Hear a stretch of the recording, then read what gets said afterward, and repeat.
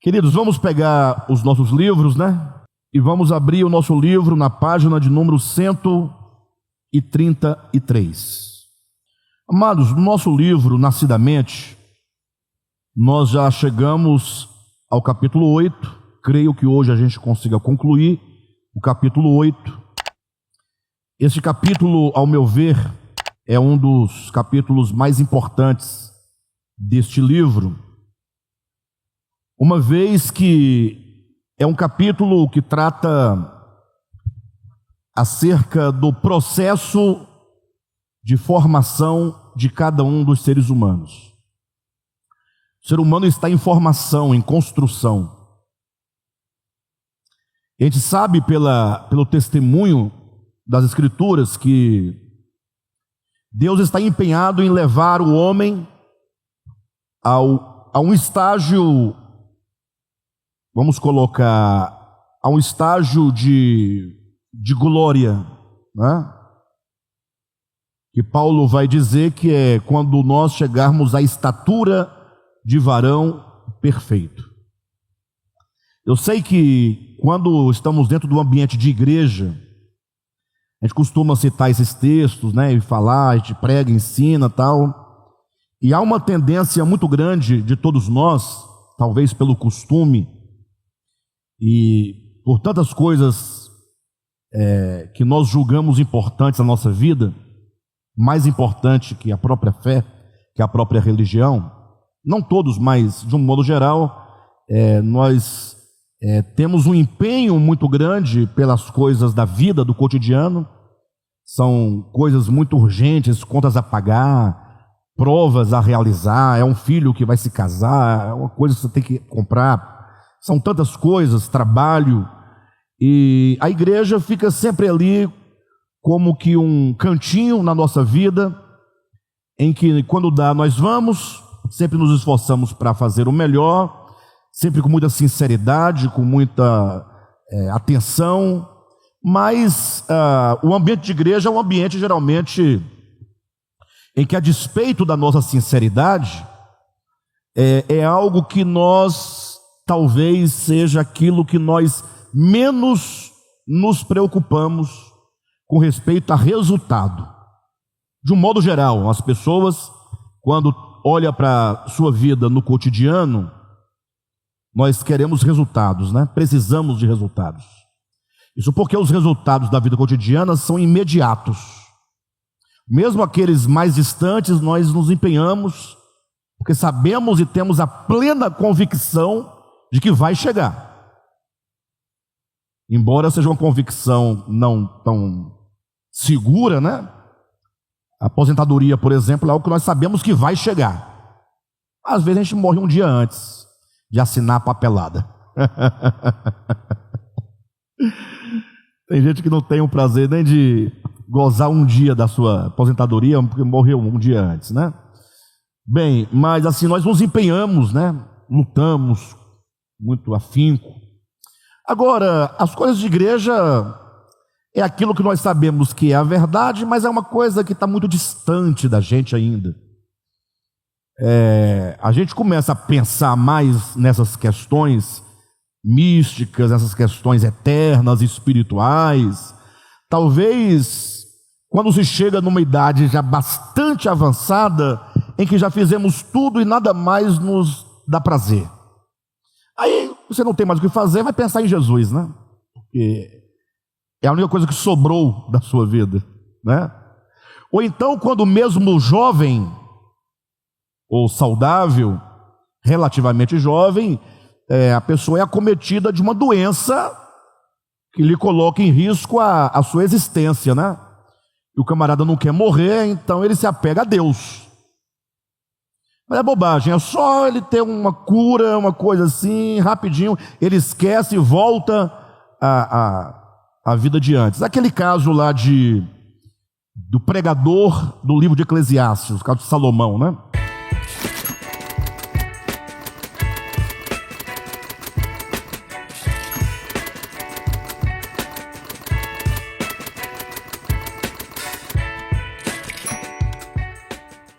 Já leram o Eclesiastes? É um livro bacana de ler, porque É um livro muito prático, né? Muito prático. Leiam depois, 12 capítulos, vocês leem rapidinho. Numa tirada vocês conseguem fazer a leitura, né, num sábado de manhã, tal, dá uma lidinha lá. E o caso de Salomão, ele vai dizer o seguinte, que ele viveu toda a sua vida em busca de um sentido, em busca de um significado. Daí ele começa, a partir do capítulo 1, narrando, né, tudo o que ele fez, todos os seus empreendimentos, na busca de um sentido maior. Lembrando que quando ele escreve o livro de Eclesiastes, ele já está velho. Então ele já não tem mais prazer em nada. E aí é o momento em que ele senta e vai refletir sobre a sua vida. E aí ele coloca ali todas as coisas que ele fez, de tudo que se pode fazer sobre a terra, ele fez. Seja do trabalho braçal, seja de riquezas, seja de trabalho intelectual, os prazeres, de tudo que a sua alma, tudo que a sua alma pedia e desejava, ele diz: eu não neguei. Então essa frase, ela é muito inclusiva, né? Tudo que a minha alma desejou, eu lhe dei. Ou seja, você pode aqui nesse bojo colocar o que você quiser que está dentro, né? E ainda alguma coisa que não esteja dentro estaria se estivesse ao seu alcance, porque ele disse que não negou nada à sua alma que pudesse lhe trazer algum tipo de satisfação. Como ele era daqueles homens bastante viril, ele diz: das delícias dos homens, mulheres de mulheres. É a frase mais poética que ele tem no seu livro, porque para alguém criar uma outra frase igual essa, está difícil. Querendo referir-se às mulheres, o que falar numa frase? Né? Ele diz: as delícias dos homens. Olha que linda essa frase, bonita, né? E teve mais ou menos, salvo engano, 700 mulheres e 300 concubinas. Cara, extraordinário. Extraordinário, valente. Certamente, eu não posso dizer se ele conheceu todas as 1000 mulheres, mas não era impossível conhecer 1000 mulheres à sua disposição. Tendo ele a virilidade necessária, não seria difícil. Daria 3 anos, né? Uma por dia dá menos de 3 anos, né? Então não é impossível, né? Bem, mas em suma, eu quero dizer que ele foi um camarada que aproveitou a vida. Ele aproveitou a vida. No sentido, hoje em dia, no sentido evangélico, ele ganhou o mundo. No sentido evangélico de hoje, ele ganhou o mundo. Ele viveu para si, viveu para os seus prazeres, seus desejos, suas vontades.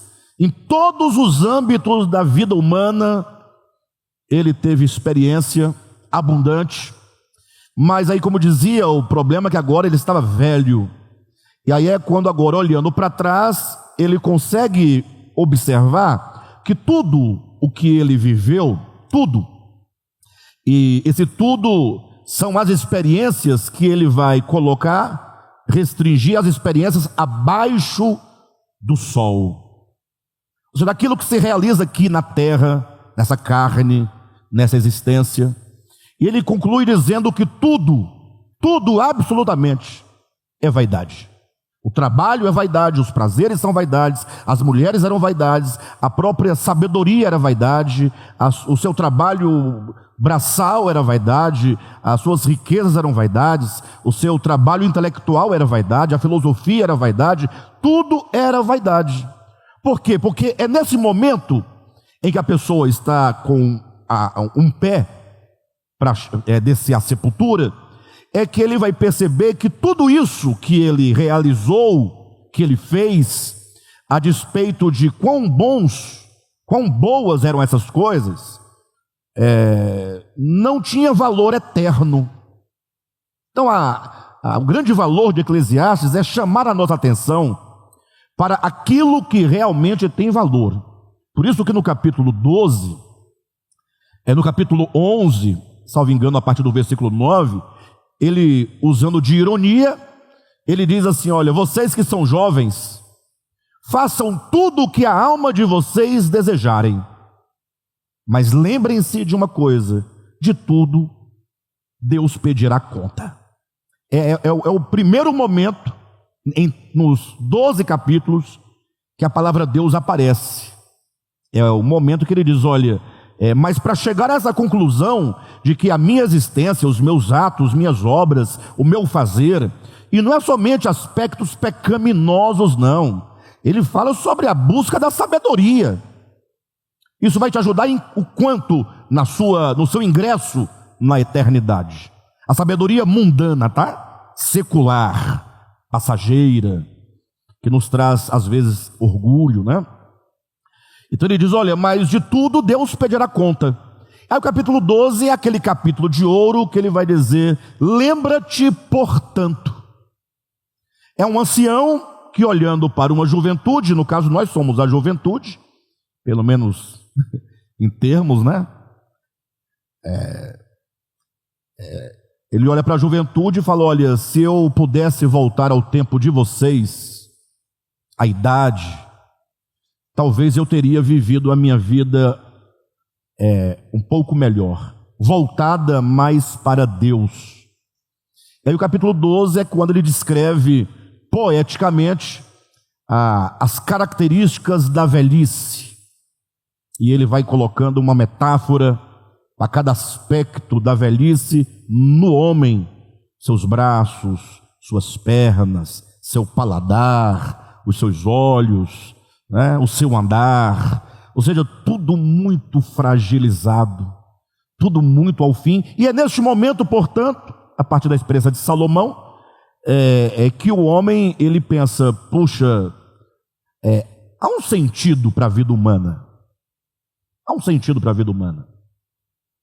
Então Salomão concluiu que se ele passou a vida toda buscando um sentido para a vida, ele não encontrou aqui. Esse sentido está em Deus. E somente o homem, porque o homem é feito à imagem e semelhança de Deus, é que tem essa ideia de sentido da vida.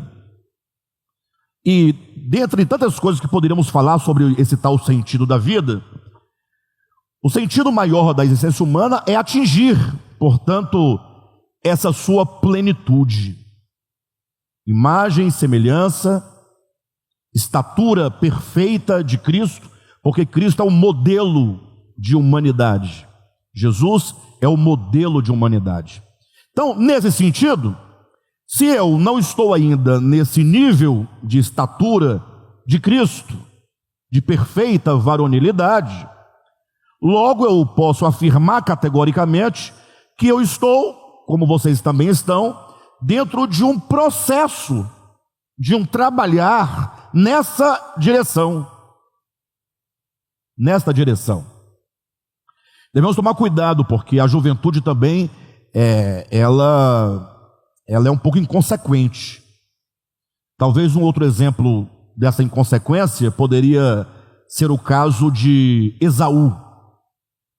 Esaú, que teoricamente tinha o direito da primogenitura, ele simplesmente desprezou a primogenitura. Ele desprezou a primogenitura. Ou seja, a primogenitura era uma bênção futura, era uma bênção que ele só poderia se apropriar dela com a morte do seu pai. Então, como estava muito longe disso acontecer, ele achava que não tinha tanta importância, porque o mais importante é o que ele queria primeiro, naquele momento, seus apetites, seus desejos. E aí ele despreza a primogenitura. E quando se despreza, no ato de desprezar, nós temos todos os argumentos para dizer por que desprezamos. Podemos justificar esse desprezo de tantas formas. Agora, o problema não é quando se despreza, o problema é quando se chega no momento de receber ou não a primogenitura, é que você, sabendo que não tem mais prazeres, não tem mais nada a realizar, tudo o que se realizou não valeu a pena a troca pela primogenitura, e agora só resta a primogenitura, a qual você não receberá. Por isso que lá em Hebreus vai dizer que Esaú, diante da perda da primogenitura, diz que ele procurou lugar de arrependimento e não encontrou. Ou seja, o que significa procurar lugar de arrependimento?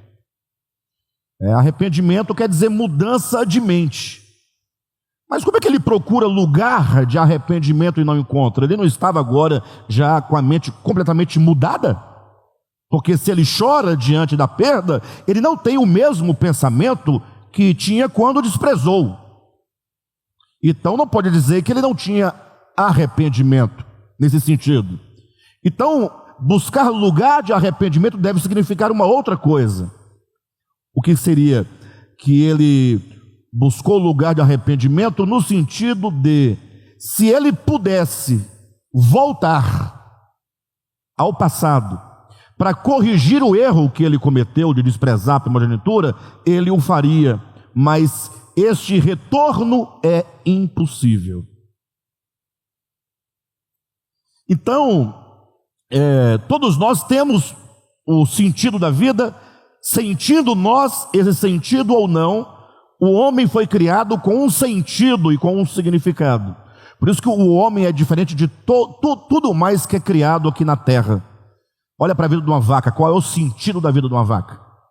É comer capim e ruminar o dia inteiro o mesmo capim. Mas não para de comer um minuto, né? Quando para um pouco, aí vai ruminar o que já comeu. Então esse é o sentido dela. Não tem outro sentido. O cavalo, uma vez eu passei, estava indo para um lugar e eu vi um cavalo com a cara na parede assim, ó, olhando para o muro. Achei estranho, fui embora. Quando eu voltei, depois de tantas horas, lá estava o cavalo com a cara virada para o muro. E, meu Deus, mas que vida desgraçada é essa, né? Que vida mais sem sentido. Ele saía um pouquinho, comia, não sei o que ele via no muro, voltava com a cara no muro. O ser humano não, o ser humano é uma coisa especial. Você é especial, eu sou especial.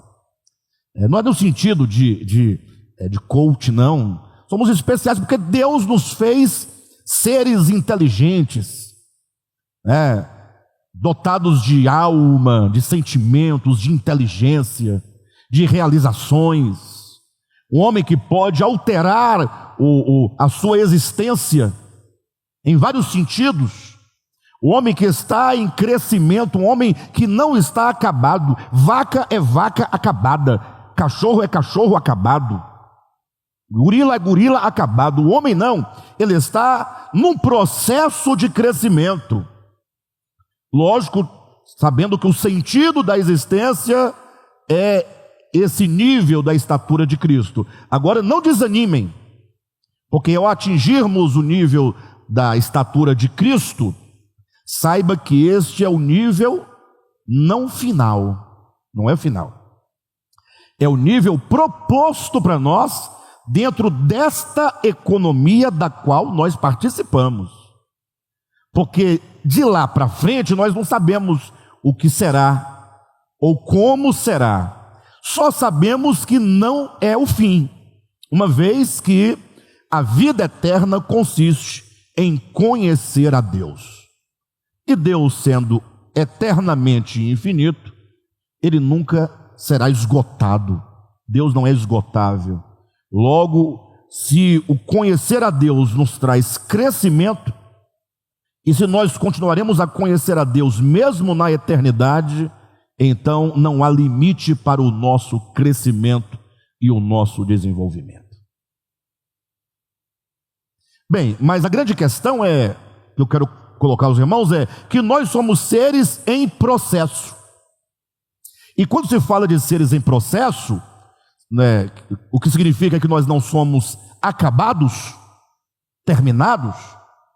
Isso implica que nós temos uma capacidade de sermos modelados, mas não é a modelagem coach, esquece isso.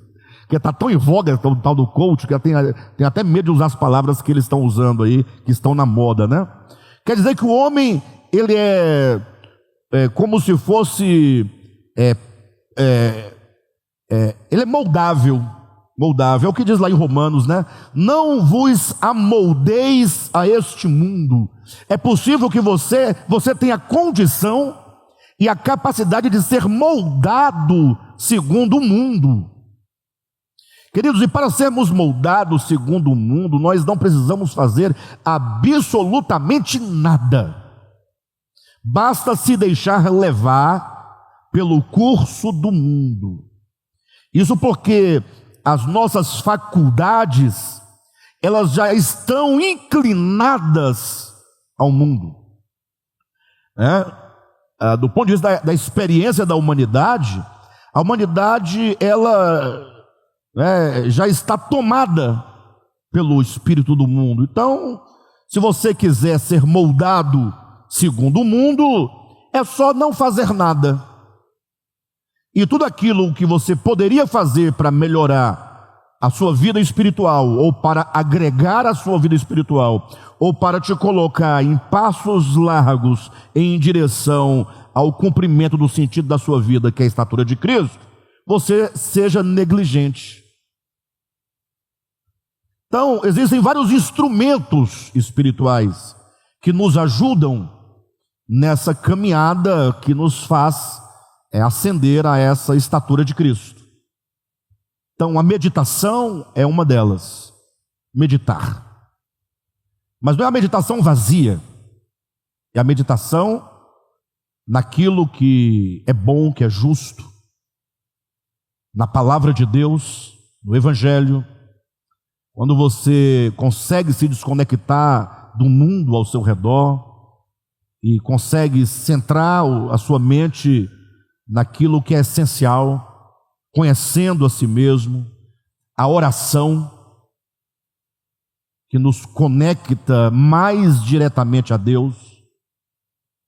O jejum, quando é o jejum resultado de uma voluntariedade do espírito humano, e não por dogma, não por imposição, não por barganha, não para adquirir nada, mas é uma experiência que, embora aconteça na carne, que é a abstinência de alimento físico, mas tem suas raízes no espírito humano. É quando a alma mergulha no espírito humano, e de tão mergulhada, e de tão envolvida, absorvida pelo Espírito, com tanta fome de Deus e com tanta sede de Deus, que o alimento físico é uma coisa totalmente secundária. E o jejum, nesse caso, dura quanto tempo durar esse mergulhar no Espírito? São ferramentas, né? E tenha certeza que o Espírito de Deus é quem nos conduz a essas práticas espirituais, no sentido de você ter experiências com as realidades espirituais. Porque se você começar a determinar período de oração, período de jejum, período disso, período daquilo outro, isso se torna um sistema. E logo você cai naquela rotina, e por mais que você faça, você faz por rito, ou por obrigação, ou por coisa religiosa, o que não tem nenhum valor verdadeiro, porque não é orgânico, não é natural, não acontece em você, não é algo que te impulsiona, que te envolve, que te toma, né? A comunhão com pessoas, com irmãos, por meio de livros, bons livros, a comunidade da igreja, onde os santos se reúnem para ter comunhão, para conversar. Eu sou convencido de que igreja não é o momento em que se começa com a oração inicial e termina com a oração final. Temos que vencer isso definitivamente. Igrejas são pessoas chamadas que, quando reunidas, porque são corpo, ali perpassa por entre eles a comunhão, o Espírito, um abraço, um aperto de mão, um olhar, uma palavra, uma conversa. Tudo isso já é experiência de ser igreja,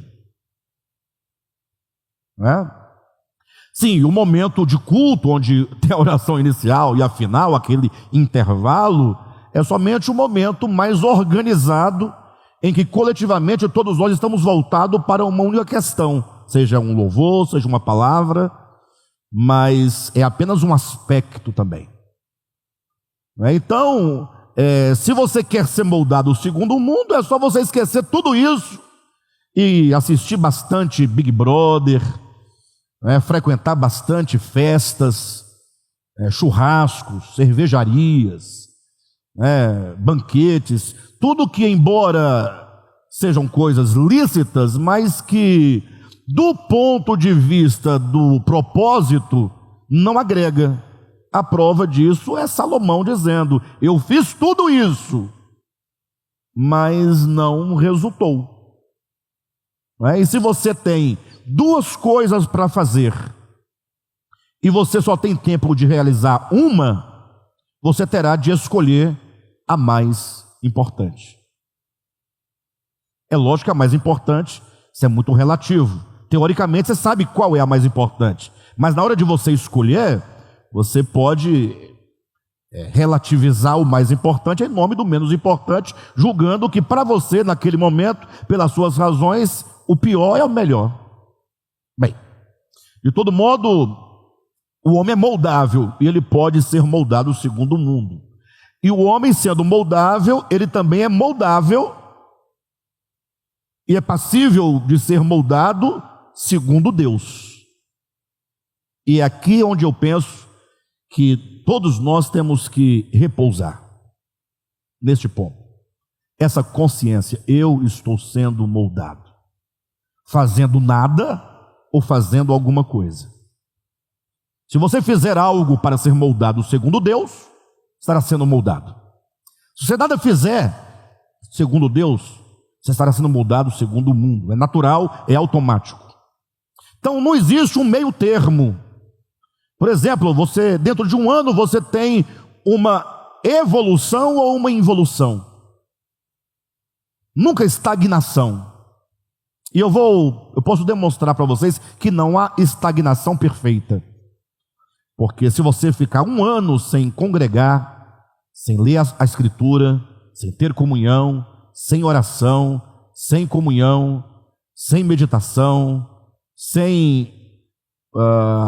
você não avança no mundo espiritual e você perde muito do que você havia ganho no mundo espiritual.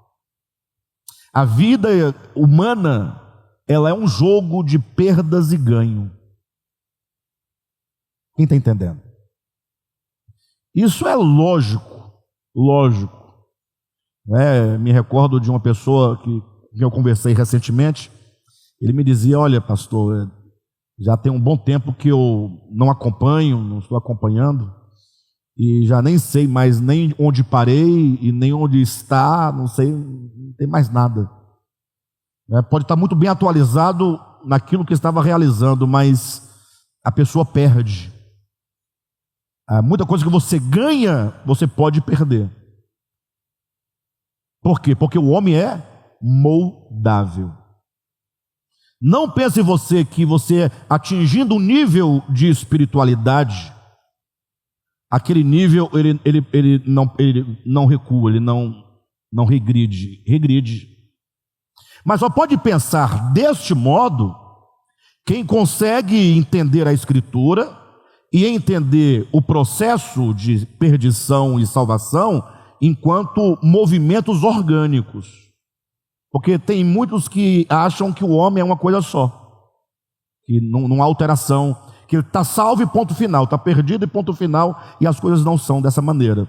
Se fosse assim, a Bíblia não estaria cheia de referências, sobretudo no Novo Testamento, dizendo para você prosseguir, para você avançar, para você conquistar, para você não se moldar ao mundo, não haveria todas essas exortações. Ou seja, você tem que se atentar para o fato de que, querendo você ou não, você está sendo moldado, ou para trás ou para frente, ou para o mundo ou para Deus. Bem, disso nós já sabemos, já falamos bastante aqui. Mas esse progredir segundo Deus e para Deus, ele requer uma coisa muito rara. Essa coisa sem a qual nós não vamos conseguir progredir. Você pode ir aos cultos todos, você pode ir aos estudos todos, você pode ler a Bíblia toda, você pode fazer o que você quiser, mas sem a fé, você não consegue experimentar esse crescimento. Aí você fala, mas a fé é o que há de mais rudimentar no cristianismo, porque não há nada sem fé. Ou seja, a fé está tão banalizada que nós falamos da fé e não achamos necessário falar sobre ela, porque julgamos que está tudo resolvido. Nós temos fé. Agora, você tem fé e essa fé, ela realiza o que em você?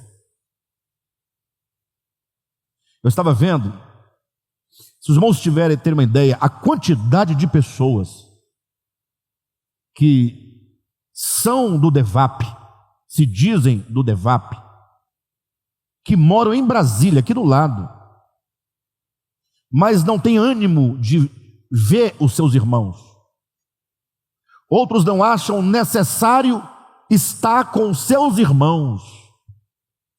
Sabe aquele filho que na família dele, ele se destacou, e foi o único que ficou rico, que estudou, e que agora tem outros círculos de amigos, de lugares que frequenta, e a família sempre se reúne, mas ele não vê necessidade de estar com seus próprios irmãos, porque ele está num patamar já assim tão bacana de consciência, de lugares, né, de amigos, de tantas coisas, compromissos, que o estar com os seus se tornou uma coisa banalizada, enquanto deveria ser o oposto, não é? Então agora aplica isso quanto à fé. A pessoa está tão assim, já em relação à sua... Quanto mais ela compreende, mais ela se afasta das coisas simples. As coisas simples. Tem um texto na Bíblia que, de tão simples que ele é, toda vez que a gente lê, dá vontade de torná-lo complexo, trazer explicações profundas naquilo que não tem de onde tirar profundidade, porque ele é simples. A sua profundidade está na sua simplicidade. É quando Paulo diz assim, olha, ele começa dizendo assim, olha, eu quero que vocês me suportem um pouco mais na minha loucura. Isso porque, quando ele diz isso, é porque a igreja de Corinto estava sendo bombardeada por tantos falsos apóstolos. E o falso apóstolo, ele não tem nada para dar, ele é falso, ele engana, ele toma. E como é que ele faz para ter popularidade? Então ele tem que trazer alguma coisa que traga fascinação, porque verdade ele não tem. Então esses falsos apóstolos exatamente usavam de eloquência, usava de filosofia, usava de alguma coisa, de entretenimento, e o povo gosta desses atores, né? E Paulo não, Paulo gostava do evangelho. Ele dizia, se há alguma coisa em que se orgulhar, é no evangelho de Cristo, é no crucificado, é na cruz de Cristo. E cruz de Cristo só traz humilhação, só traz perda, só traz prejuízo, não traz nada de bom, segundo a carne. Então Paulo era daqueles que não gostava de ostentar absolutamente nada. Ele ia lá, quando Paulo ia falar, vamos falar sobre a cruz de Cristo. Vai de novo, Paulo, a cruz de Cristo. Fala uma coisa fantástica para a gente ouvir, né? Então Paulo estava falando e o povo já estava achando aquilo uma chatice. E Paulo disse, eu peço a vocês que vocês me suportem um pouco mais na minha loucura, porque o meu propósito para com vocês é prepará-los como uma noiva. Eu não estou aqui para contar casos, nem contar piada, nem para entretê-los, é para prepará-los como uma noiva, virgem pura, um só esposo que é Cristo. E diante dessa minha tarefa eu tenho um receio, que do modo como a serpente enganou a Eva com a sua astúcia, assim também sejam vocês afastados da simplicidade e pureza devidas a Cristo. E aqui que é o texto simples, que não tem muito o que colocar. Ele diz, olha, estou preocupado com vocês, porque vocês podem, assim como aconteceu com Eva, vocês estarem sendo afastados da simplicidade. Então, olha para Eva lá atrás. Onde está a simplicidade lá no Éden? E a pureza e simplicidade. E o que foi que levou ela para longe da simplicidade? A árvore da vida é a simplicidade. É a vida. A vida. A vida é simples. O viver. Deus é a vida. Só que o que tornou ela, o que chamou a atenção, despertou sua curiosidade e a levou para longe da vida, foi o conhecimento. E aí o conhecimento é fantástico, né? Que a vida é só viver, é respirar, é comer, né? É existir. Já o conhecimento é mais dinâmico, você vai daqui, vai para ali, você cria várias áreas do conhecimento, várias áreas do saber, é um dinamismo todo. E Paulo está dizendo então, olha, o meu receio é que vocês sejam afastados das coisas simples do Evangelho, da simplicidade do viver o Evangelho. Porque o Evangelho de Paulo era um Evangelho simples, apresentava um viver orgânico, diário, sempre em direção a esse alvo, a esse objetivo. É algo que você terá de vivê-lo todos os dias, sem nunca se cansar do mesmo. Não é? Por exemplo, eu não sei vocês, né? Mas eu, quanto à alimentação, eu sou muito simples, muito, extremamente simples. Não gosto de nada rebuscado no trato de comida. Eu não gosto de coisa rebuscada. A gente faz lá, ela faz arroz, aí faz feijão gostoso, a gente faz um feijão bom. Aí faz macarrão. Aí eu já começo a ficar meio assim, não precisa misturar tanta coisa. Aí faz costela com mandioca, aí faz couve, aí eu falo, não, aí eu perco a fome. Eu quero só um arrozinho com feijão, um caldinho de costela, um pedaço de costela pequeno, maior, pode ser daqueles nervos que retorce assim, que tem aquela gordura que a gente fica comendo assim, sabe? Ali é bom demais. Maxixe, né? Quando eu vou em restaurante que tem aquele tanto de comida exposta, né? Eu perco a fome. Não, é muita informação para mim. A simplicidade, o que é? É o básico. Você chega na casa de uma pessoa, ela pode não ser muito rica, não precisa ser rica, não pode, mas tá ali as panelinhas tudo areadinha, bonitinha, faz aquele arroz caseiro, né? Aquele feijão bem refogado. É ou não é? Aí faz um tomatinho cortadinho. Se a simplicidade, a vida está aqui. Aí você vai num churrasco, gasta tantos reais, 500 reais, 1.000 reais, aí come 2 pedacinhos, velho, não mais nada, suja o chão, todo mundo. Aí leva para casa, né? Frio, já gelado, também não dá certo. Aí já a carne fica encebada. A simplicidade. A simplicidade não é diário. Alexandre, eu gosto de ir num restaurante bom. Sim, mas é em vez em quando. A simplicidade é a segunda, na terça, na quarta, na quinta, na sexta. Vida cristã tem a simplicidade do dia a dia, da comunhão do dia a dia. Não podemos jamais, absolutamente, ir a uma reunião da igreja e ficar escolhendo o pregador, ficar escolhendo, até às vezes o pregador é aquele que você gosta, que você escolheu, mas o pregador traz aquela mensagenzinha do dia. Aí você fica assim, mas eu gosto de revelações. Eu receio muito que, perdendo nós a simplicidade, nós perdemos a vida. Perdemos a vida. A vida está nas coisas simples, no falar simples. Um irmão vem e fala uma palavra simples, mas se você também é simples, ela vai na sua alma, você acolhe, ela te edifica, ela te restaura. E a fé é aquilo que há de simples no nosso dia a dia. É o mais importante. Sem a fé, nós não nos alimentamos espiritualmente, nós não crescemos espiritualmente, nós não caminhamos espiritualmente, nós ficamos completamente impedidos de experimentar as realidades espirituais. Mas a fé é algo tão simples que nós já estamos ignorando, queremos saber de outra coisa. O grande problema é que nós vivemos um grande problema conceitual de fé e automaticamente ou consequentemente vivemos um problema de experiência de fé.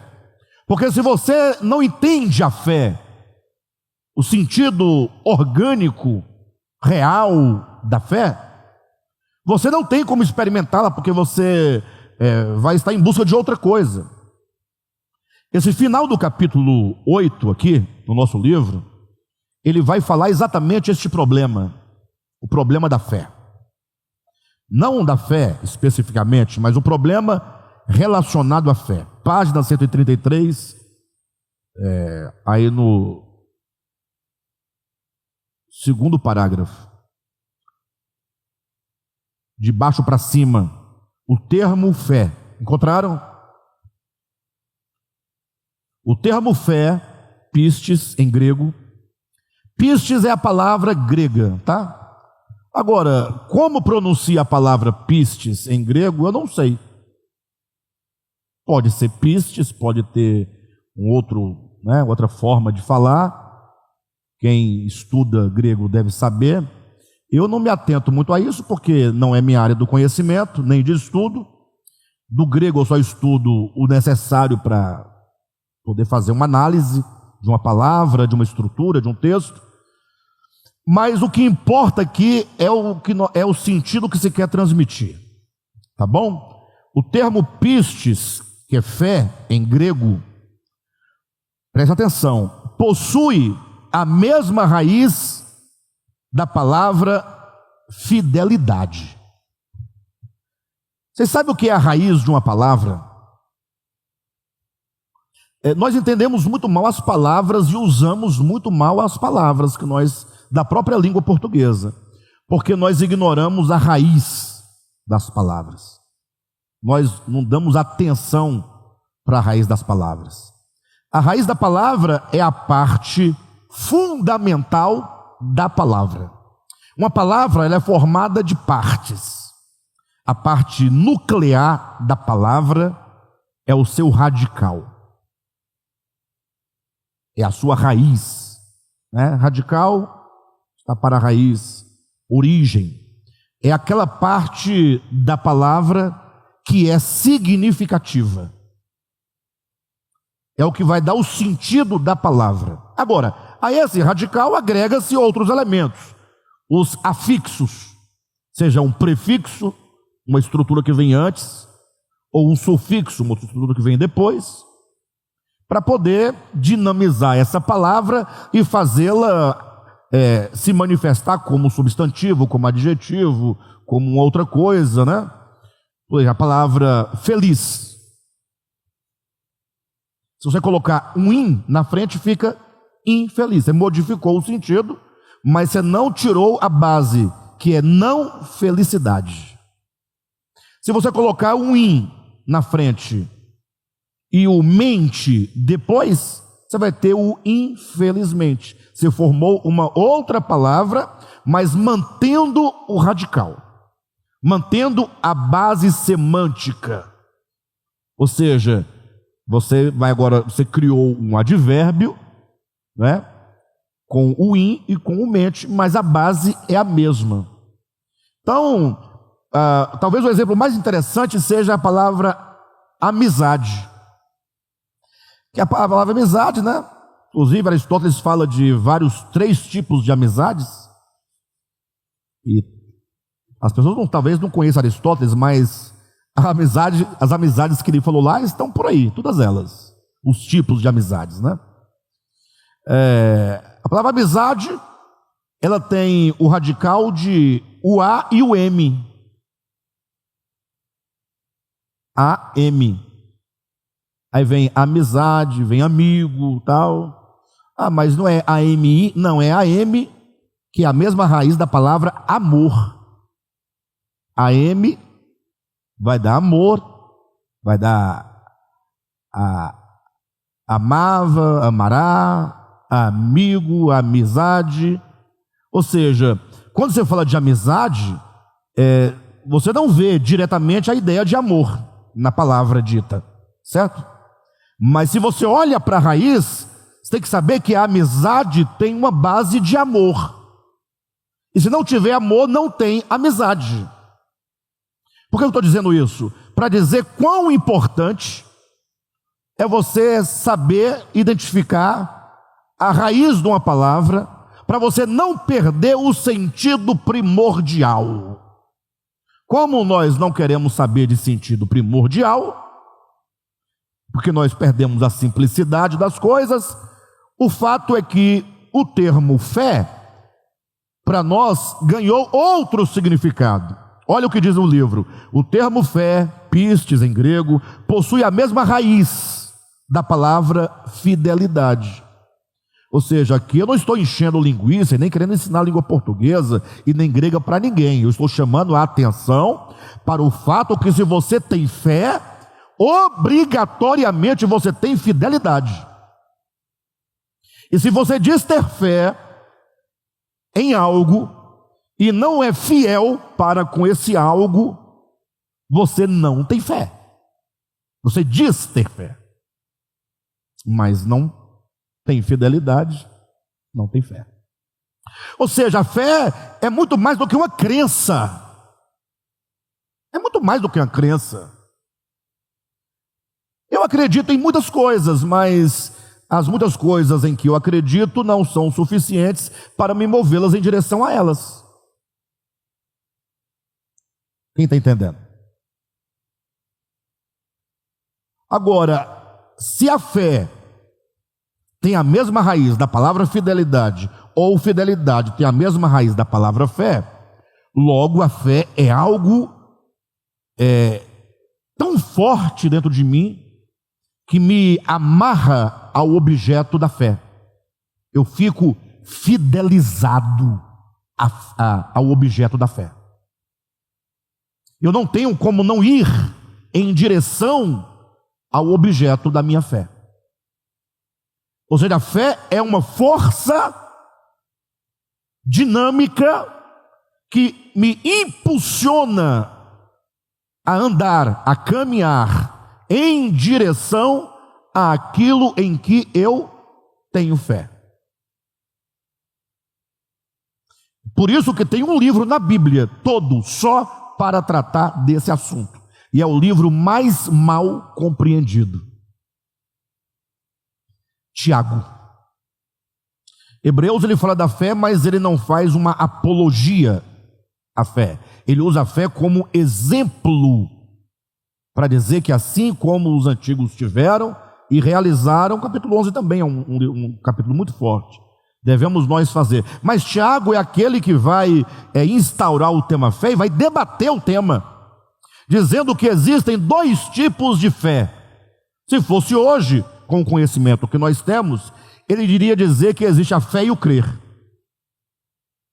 Como a ideia de fé e crer não era corrente no tempo de Tiago, ele escreve em grego, e o grego fé é fé, não tem outra relação com outra coisa, né? Nós podemos usar o termo fé e podemos usar o termo crença.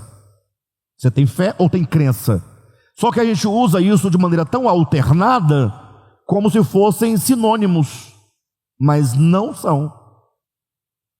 Como Tiago não tinha essa referência do crer, porque isso foi objeto da tradução da Bíblia no ano 400 depois de Cristo, por Jerônimo, quando ele traduziu a Bíblia do grego para o latim, para a língua vulgar, a língua do povo, em que surgiu daí a versão vulgata da Bíblia. Vulgata vem de vulgar. A Bíblia na tradução latina. Então, quando Jerônimo foi fazer essa tradução, que ele pegou a palavra fé em grego, que fé é fé, não tem outra coisa, e ele trouxe para cá, ele não encontrou no latim nenhuma palavra equivalente, ou melhor, análoga. Equivalente tinha, não tinha análoga. Com a mesma forma, para traduzir o mesmo sentido. No latim não tem a palavra, o verbo correspondente à palavra fé. Exemplo, ele pega a palavra fé, aqui do grego, pistes, traz para o latim, ele encontra a palavra análoga, fides, né? Está aqui a palavra fide.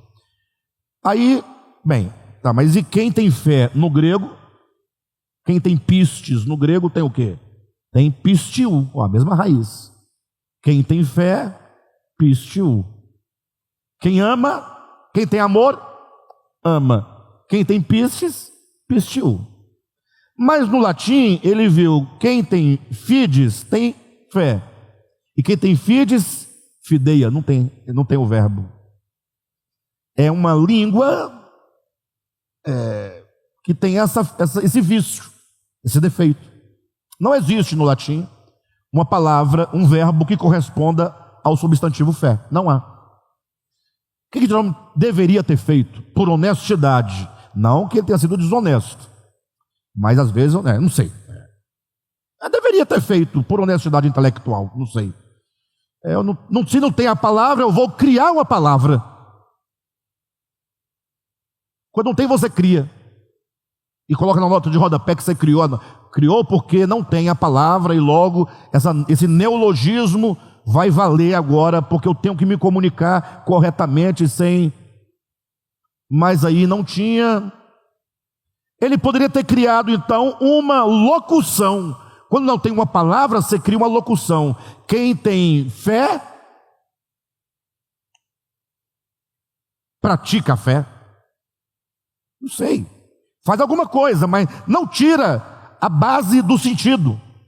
O que ele fez? Ele procurou uma palavra aproximada. Ele encontrou a palavra credere, que dá o sentido de crer. Só que crer é um sentido muito frouxo em relação ao sentido fé. O crer, ele não é dinâmico, ele não impulsiona, ele não revoluciona, ele não te agita, ele não te faz. O crer é apenas uma crença que você carrega e pode abandoná-la a qualquer momento, em qualquer lugar, e não faz a mínima diferença. Então, no caso, a palavra fé é uma palavra muito forte, porque ela está vinculada diretamente a um resultado. A fé nos leva à fidelidade. A fé nos fideliza ao objeto em que nós temos fé. Em que nós temos fé é melhor do que em que cremos. Na sua Bíblia em português está cheio de quem crê será salvo, quem crê, crê, mas só tem na sua Bíblia. Na Bíblia dos apóstolos não tinha isso não. E Tiago então escreve a sua epístola para tratar desse problema. Ele sabia que tinha um problema relacionado à fé.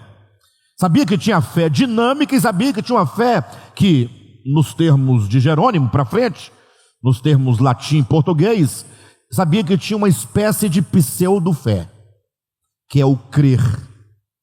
Ele vai dizer, como ele não tinha a ideia do crer, porque ele está só dentro do grego, ele vai dizer assim, essa tua fé. Ele não diz a fé. Ele não diz, a fé pode salvar? Não, é lógico que pode. Ele não está questionando Paulo, que diz que por meio da fé somos justificados. Não, ele quer saber se esse tipo de fé que você carrega, que de Jerônimo para cá podemos chamar esse teu crer, que você chama de fé, pode te salvar? Não tem o poder de salvar você, e a prova está aí. Porque depois de Jerônimo fazer essa tradução tão infeliz, aconteceu que com a reforma protestante, Lutero, quando fez a tradução da Bíblia para o alemão, o que ele fez? Ele pegou esse crer, ele pegou o livro de Tiago, retirou da Bíblia, Martinho Lutero não tinha o livro de Tiago por um livro canônico.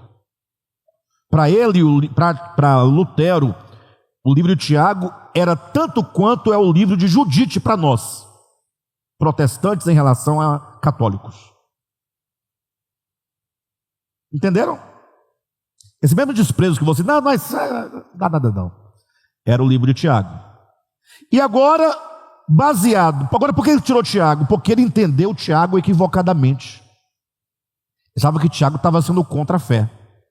E agora, o que Lutero faz? Começa a ensinar nas bases, não do Pitts, mas na base do Credere, dizendo: quem crê será salvo, quem crê será salvo. E ninguém é salvo, né, pelos sacramentos romanos, mas é somente acreditando você está salvo. Basta acreditar que ele fez que está salvo. Aí ele gerou essa coisa chamada protestantismo, evangelicalismo, neopentecostalismo, essa turma toda que de salvo tem quase nada. Muito barulho, muito dinheiro, muita ostentação, muita política, muita contenda, muita divisão, muito tudo de ruim, evangelho quase nada. Quando você vê alguma coisa de evangelho, alguém dizendo alguma coisa que não seja dinheiro, riquezas, prosperidade, estão discutindo, né, se porventura Moisés foi colocado no rio ou à margem do rio. Tem até curso, vendendo curso. No meu curso, diz a pessoa, eu ensino isso. Você vai saber onde Moisés foi colocado. Ainda diz, porque tem gente por aí dizendo que foi colocado no rio. Não, você leu direitinho. Fala, tá, e daí? Segue adiante. Não é só isso, só isso. Aí estão discutindo Armínio e Calvino. Nada a ver, nada a ver. Não que não tenha alguma coisa interessante no que eles discorreram, mas esse debate é totalmente infrutífero. Totalmente infrutífero. Dois cristãos, ambos se julgam salvos, nenhum diz que o outro é perdido, os dois, ambos consideram um ao outro salvos, e discutindo o que então? Se está salvo, está tudo certo, vamos ir para frente, vamos tocar, né? Teve até Luiz Saião, é um camarada bem interessante. Ele é mais para o lado do historiador, tal, gosta das terras de Israel, gosta do Shabat, essas coisas todas, mas ele falou uma coisa interessante que eu nunca tinha ouvido, ou melhor, nunca tinha parado para pensar. Ele falou assim: olha, essa discussão entre Calvino e Armínio tem que acabar, porque não tem evolução, não tem resultado. Ele diz: um verdadeiro calvinista nunca deveria debater com um arminiano. Por quê? Se você é verdadeiro calvinista, não deveria. Por quê? Porque se você acredita que Deus predestinou todas as coisas, logo Deus predestinou aquele camarada a ser arminiano. Então você vai debater o que com ele? Você tem que dizer glória a Deus, porque está aqui. Deus é soberano, é tão soberano que te fez arminiano. Muito obrigado por você ser a prova da soberania. Só isso. E o arminiano, se é verdadeiro arminiano, não deveria debater com o calvinista, porque se ele crê na liberdade humana, o outro é calvinista porque ele é livre para escolher o que ele quer ser. Logo, para de ficar causando no meio do povo. Para de bobagem. Então acabou a discussão. Se você aceita a liberdade, saiba que o cara é livre. Se ele é livre, o que você quer se meter na liberdade do outro? Você prega que ele é livre para depois querer obrigar a seguir o que você quer? E a liberdade livre é para onde? E se Deus é soberano e fez o outro arminiano, por que você fica tentando convencê-lo a ser calvinista, se ele está predestinado para ser o que ele não pode ser? Acabou o debate. Falei, tá aí, Luiz Saião falou uma coisa muito boa.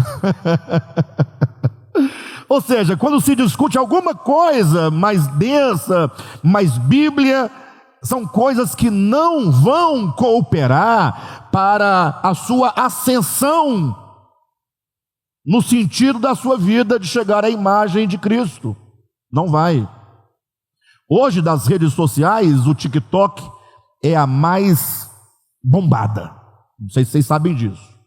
É onde as pessoas estão lá 24 horas debatendo, porque eles fazem live. E essas lives o cara pode subir, pode participar. É muito dinâmico o TikTok. Então tá cheio de crente 24 horas fazendo lives. É uma coisa boa. Pelo menos não está roubando, nem matando, nem destruindo, né? Menos mal. Mas os temas são extraordinários. Os temas são extraordinários. É o tal do amilenista debatendo com o pré-milenista. Gente do céu.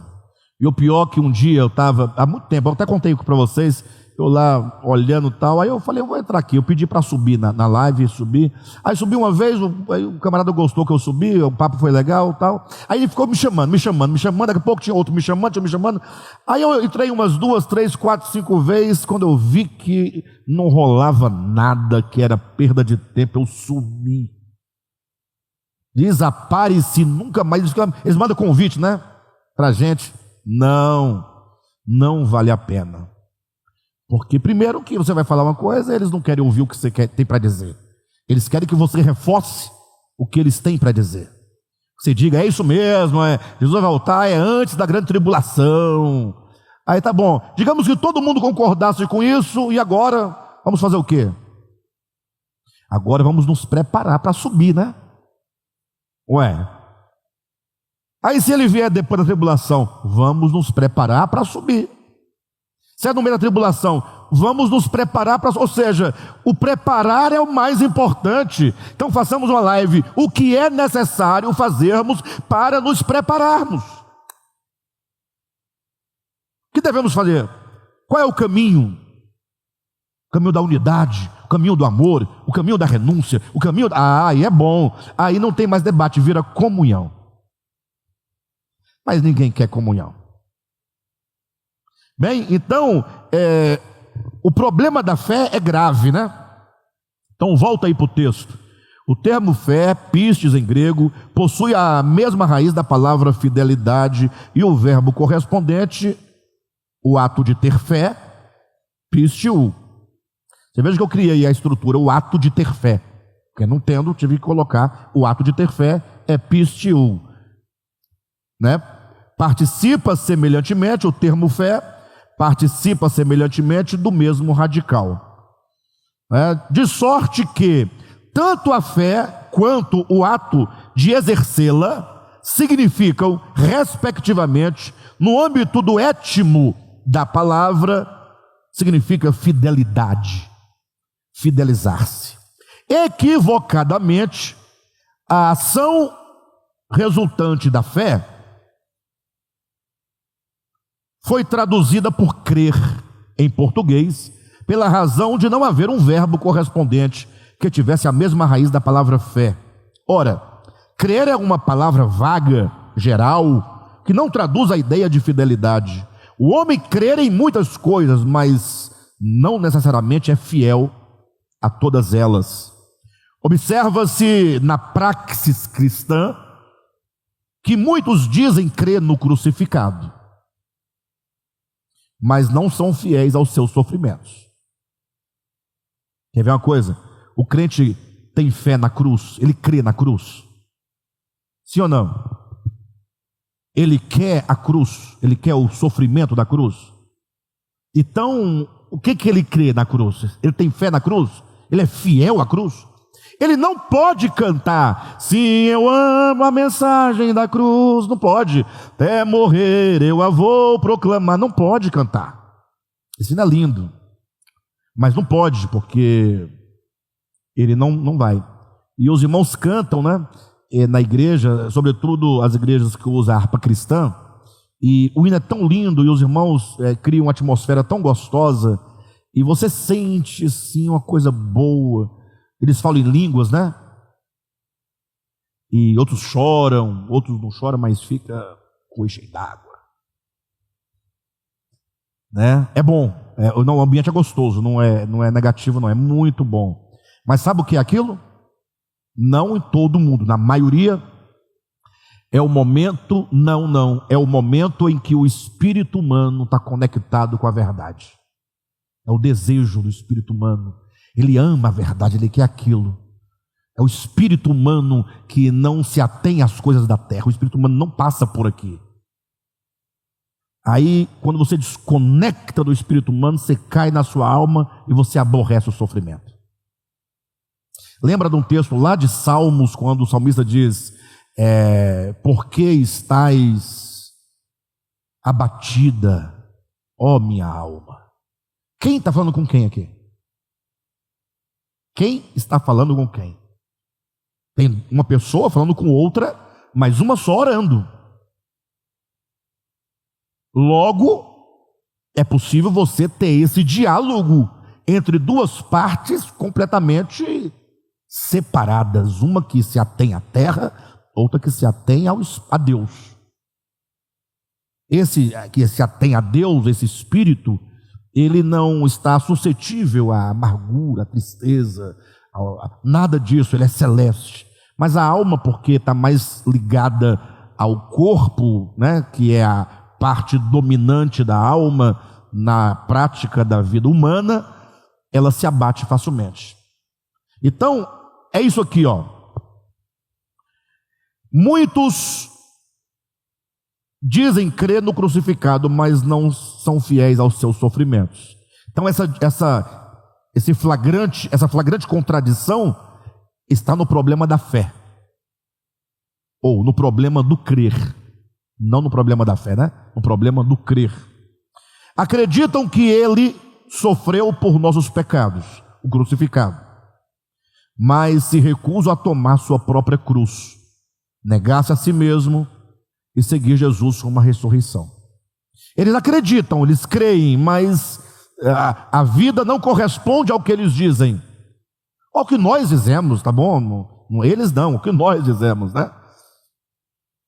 Afirmam crerem em sua palavra, mas não tomam para si o oferecer a outra face, o caminhar a segunda milha, o ceder também a capa. Antes, ou pelo contrário, são adeptos e oráculos da violência, por não poderem suportar ou reconhecer a suprema verdade, não resistais ao perverso.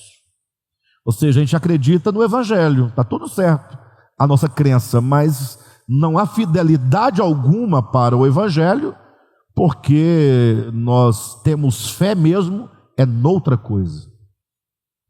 O Evangelho, ele tem o princípio da não violência, né? Creem na parábola do samaritano, mas seus corações estão fidelizados e ajustados à inconsciência do sacerdote e do levita. São extremamente religiosos, mas pouco samaritano, pouco compassivo, entendem que se deve perdoar 70 vezes 7 aquele que lhe faz mal, mas não acham justo perdoar segunda vez. E desse modo acreditam que têm fé no Cristo de Deus e que estão com ele justificados. Quanta contradição! Essa suposta fé é uma fé meramente professa, manufaturada, manufaturada artesanalmente pelo engenho da religião, e que a ninguém pode salvar. Por isso mesmo, alguém gritando aos quatro ventos que possui semelhante fé, continua com acúmulo de maldade no coração, fazendo acepção de pessoas, menosprezando o pobre, amaldiçoando a vida de outrem, confiando nas riquezas, conforme denunciou Tiago em sua epístola. Então essa sequência aqui, acúmulo de maldade no coração, acepção de pessoas, menosprezo ao pobre, amaldiçoando a vida do outro e confiando nas riquezas, são os elementos que Tiago cita na sua epístola. Estão lá. A fé sem obras é morta. Ou seja, a fé sem obras é morta é o mesmo que dizer, o crer que não corresponde à fé é morto, é inoperante. Tiago não faz essa distinção entre fé e crer, porque, como eu já disse, no tempo dele, na língua, não tinha tal distinção, que só vai surgir enquanto um erro de tradução lá em Jerônimo.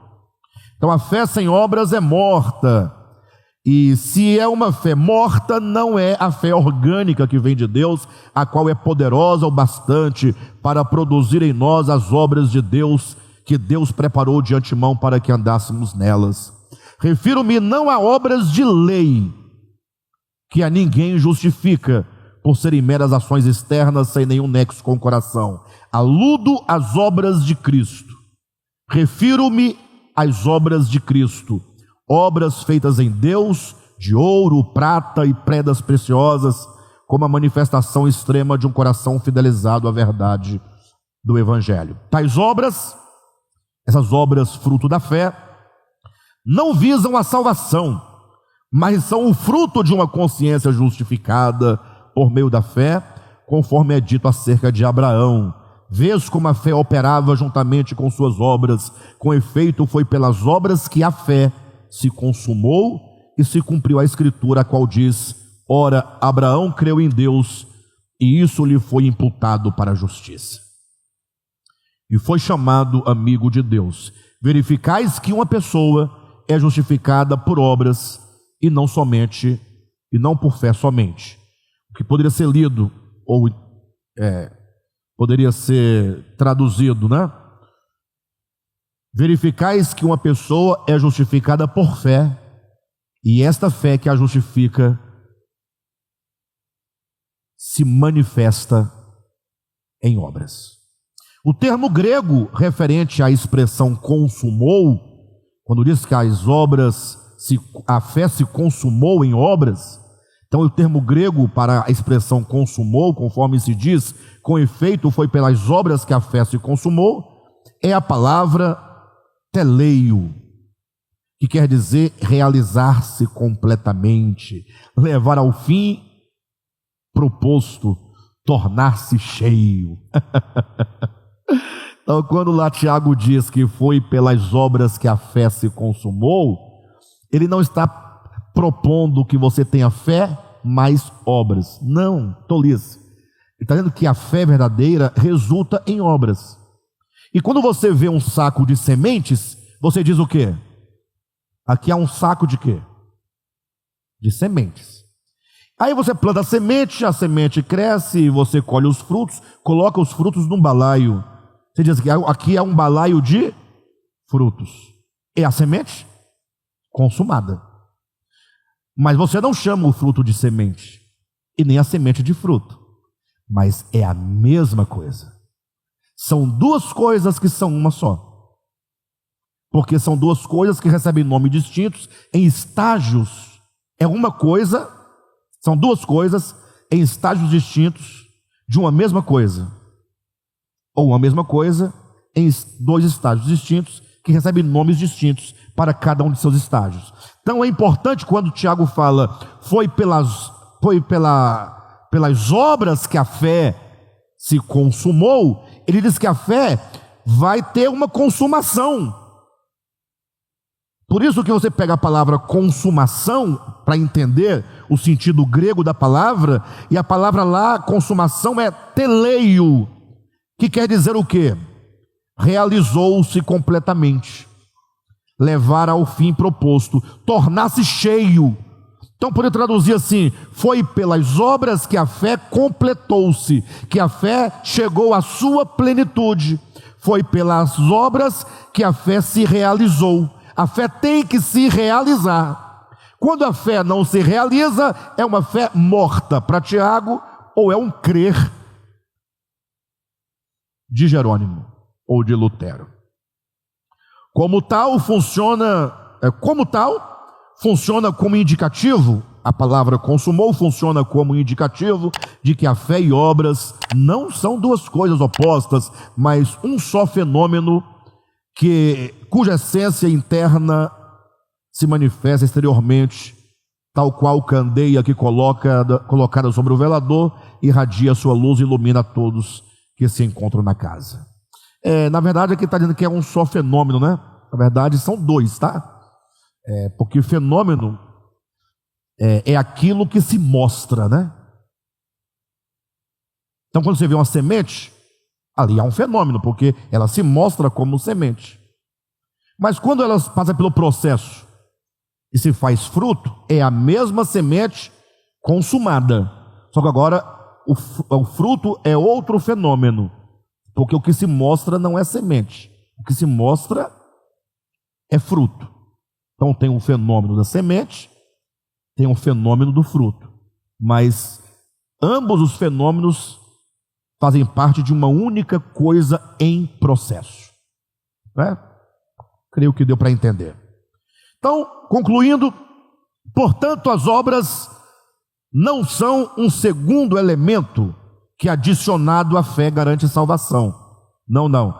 Mas são a expressão, as obras são a expressão final e máxima da verdadeira fé, a qual, justificando o homem, é-lhe a demonstração de sua salvação.